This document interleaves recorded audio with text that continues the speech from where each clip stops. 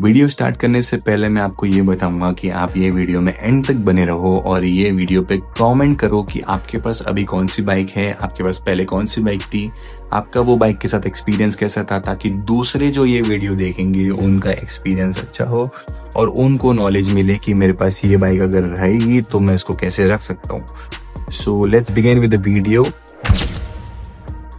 Hi everyone, welcome back to my channel. In this video हम लोग बात करने वाले हैं कि अगर आप एक सेकेंड हैंड बाइक परचेज करने वाले हो जब आपका बजट 30 to 70,000 के बीच में है और आपको एक डिसेंट बाइक चाहिए जो आपको माइलेज भी दे, आपको परफॉर्मेंस भी दे और आपका एक डेली कम्यूट ईज करे।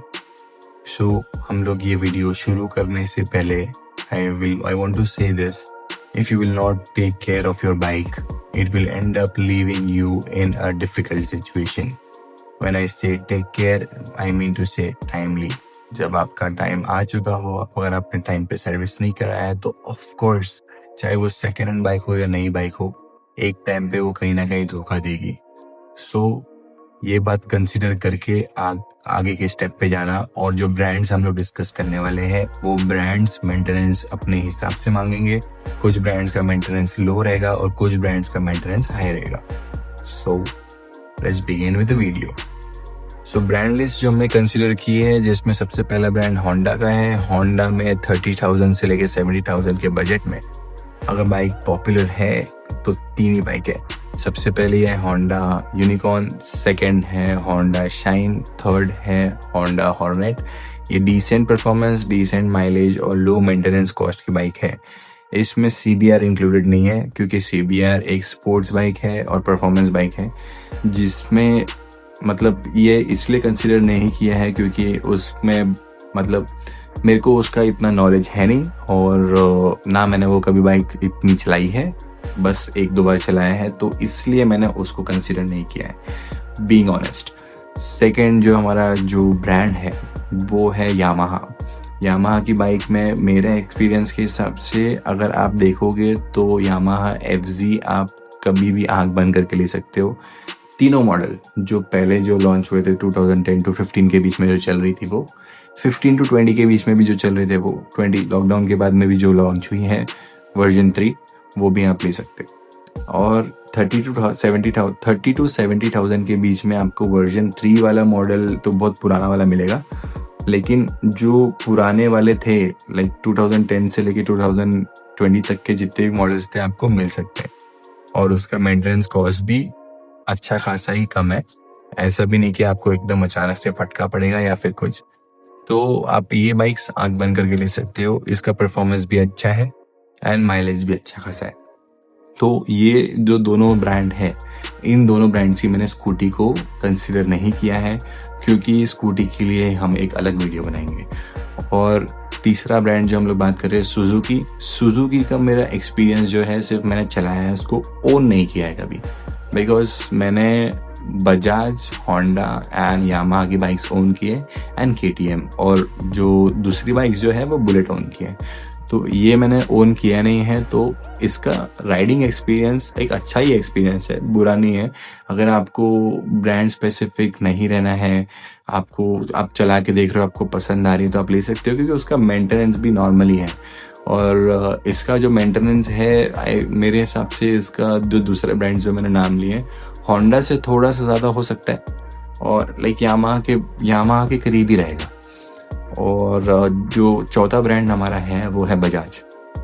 बजाज की अगर मैं बात करूँ तो बजाज को मैं अभी डिस्कस इसलिए कर रहा हूँ क्योंकि ये बहुत एक सेंसिटिव टॉपिक है, बिकॉज बहुत सारे लोग ओन करते हैं बजाज।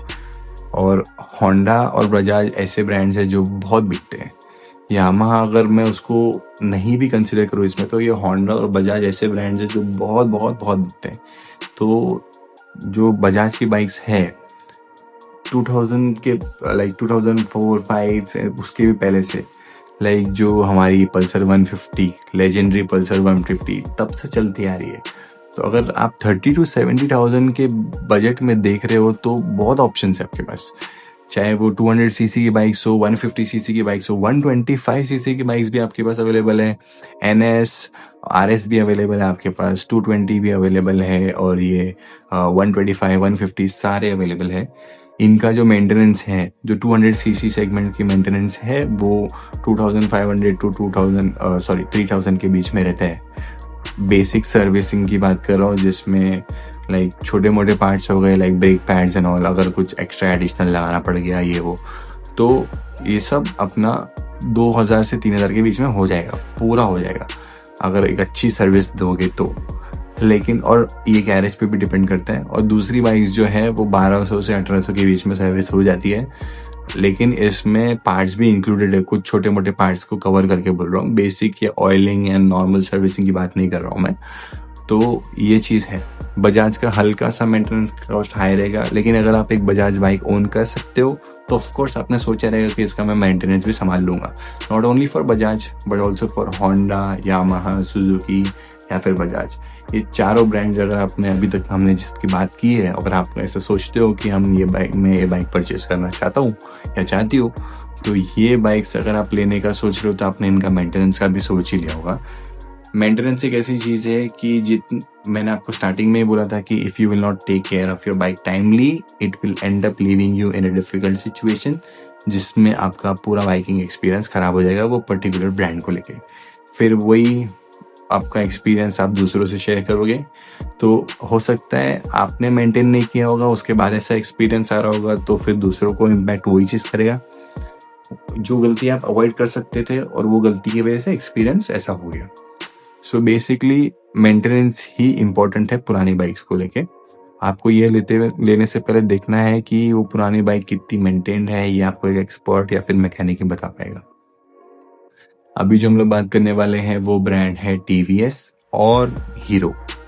तो टीवीएस ब्रांड जो है, इनकी एक मॉडल है अपाचे 300 सीरीज जो है, जिसमें naked and full fairing bike जो है, वो बाइक्स को हम कंसिडर तो कर ही नहीं सकते ये बजट में।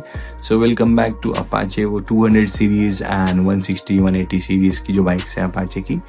और इसके बारे में मेरे को लाइक 50% से भी कम नॉलेज है, क्योंकि ये एक ऐसा ब्रांड है जिसकी मैंने सिर्फ एक स्कूटी ओन की है। और टीवीएस अपाचे ऑनेस्टली मेरे को कभी पसंद नहीं आई है। मैंने उसका जो एक्सपीरियंस लिया है आरटीआर चला के, वो 200 4 वैल्व इंजन वाली आरटीआर जो मैंने चलाया है, वो पहली बात तो मेरी हाइट 6 फीट है और मेरे को बहुत वो छोटी लगती है बाइक। और जो पुरानी वाली अपाचे आती थी वो मैंने चलाया है, वो थोड़ी बल्कि जैसी जो थी, वो फिर भी उसका मतलब इंजन साउंड पहले बहुत अच्छा सा उसका आता था। अभी मेरा एक्सपीरियंस उसमें अच्छा है ही नहीं, लाइक मैंने चलाया ही नहीं है वो बाइक, ना मेरे को पसंद आई कभी है। So I will not recommend to buy a TVS bike.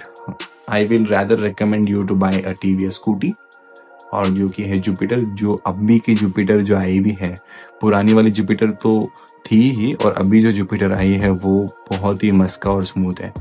तो वो वाली आप स्कूटी, ऑल्सो स्कूटी पे अलग वीडियो तो बनने वाला है, बट एक जस्ट एन एग्जाम्पल ले रहा हूँ मैं वो स्कूटी का।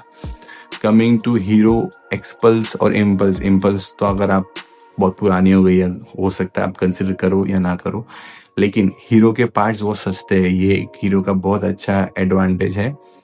Apart from XPulse suspension and rally kit, XPulse आपको मिल जाएगी 30 to 70,000 में, अच्छी से अच्छी कंडीशन में। अगर आप डायरेक्ट ओनर से परचेज करोगे तो OLX या फिर आप फेसबुक मार्केट प्लेस पे चेक करोगे, ढूंढोगे तो आपको मिल जाएगी। बिकॉज रिसेंटली मैंने एक डील छोड़ा था 65,000 में, I was getting an XPulse जिसमें रैली किट इंस्टॉल थी, और वो 2019 की मॉडल थी जिसमें एडिशनली रैली किट इंस्टॉल किया गया था।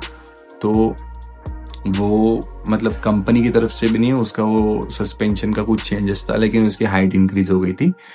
बहुत ही मस्त कंडीशन में बाइक थी, और उसमें एक एग्जॉस्ट था, एंड वो लिटरली रैप करी हुई थी बाइक, और वो डिसेंट दिख रही थी। तो वो मैंने कुछ रीज़न की वजह से छोड़ दिया। उसके अलावा मैंने जो बाइक परचेस किया था वो थी बुलेट इलेक्ट्रा 350 सीसी। सो हीरो जब मैं ख़रीदने की सोच रहा था तो मैं उस पर लिटरली मैंने उस पर टोकन अमाउंट देने ही जा रहा था, लेकिन मेरे हाथ लग गई बुलेट इलेक्ट्रा 350। आई नो ये दोनों बहुत ही अलग बाइक्स हैं, बट वो टाइम पे मैंने ऐसा कोई माइंडसेट नहीं रखा था मैं ये बाइक लूँगा या वो बाइक लूँगा, बस मेरे को एक बाइक चाहिए थी। तो आप हीरो की बाइक भी ले सकते हो जिसका सर्विसिंग कॉस्ट भी अच्छा है और सर्विस पार्ट्स भी बहुत सस्ते मिल जाते हैं, ऐसा मैंने सुना है और मैंने देखा भी है कुछ लोगों को। तो ये जो बाइक्स का एक्सपीरियंस अगर आपको किसी और के थ्रू भी चाहिए, लाइक कोई गैरेज वाले के थ्रू भी चाहिए, या फिर लाइव बाइक सामने रखी बाइक आपको पूरी ओनरशिप रिव्यू चाहिए, तो मैं आपके लिए बना दूंगा। या फिर आपको कंपैरिजन चाहिए, या फिर आपको सेकेंड हैंड मार्केट के ऊपर वीडियो चाहिए, कहाँ से आपको बाइक लेनी चाहिए, हमारे पहचान में और भी बहुत सारे मार्केट प्लेसेस हैं जो like market places in the sense city wise. Like अभी वेस्टर्न लाइन में बहुत सारे मार्केट है, तो market in the sense city के अंदर भी बहुत सारे लोग हैं जो डीलर्स है।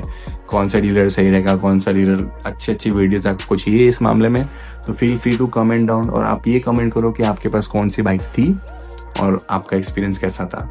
And don't forget to like this video, subscribe to this channel and comment down your opinion. आपको ये वीडियो कैसा लगा? एक बेसिक नॉलेज तो मिल ही गई होगी। आपको स्पेसिफिकली ब्रांड्स की बाइक के ऊपर कोई वीडियोस चाहिए तो आप कमेंट डाउन करो, हम आपके लिए बना देंगे। Thank you so much for watching this video and have a wonderful day ahead.